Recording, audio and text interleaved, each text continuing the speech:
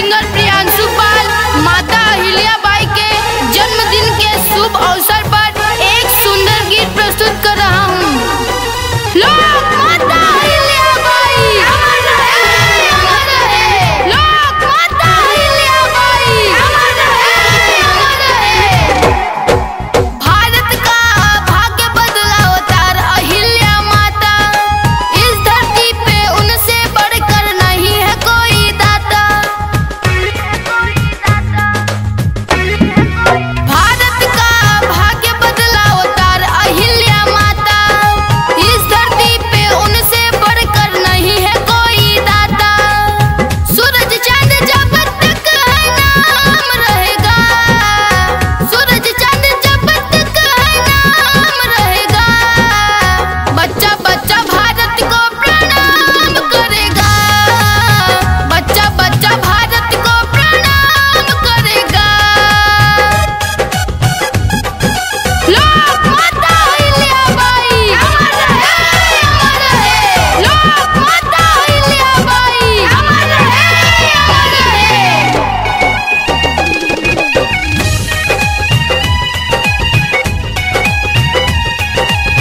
ज्ञान दया से भरा था संस्कार माँ, दुश्मन भी भागे ऐसी थी ललकार माँ, ललकार माँ, ललकार माँ। ज्ञान दया से भरा था संस्कार माँ, दुश्मन भी भागे ऐसी थी ललकार माँ। गरीब समाज का मान रखेगा, गरीब समाज का मान रखेगा। बच्चा बच्चा भारत को प्रणाम करेगा, बच्चा बच्चा भारत को प्रणाम करेगा। लोक माता अहिल्याबाई अमर रहे, अमर रहे। लोक माता अहिल्याबाई अमर रहे, अमर रहे।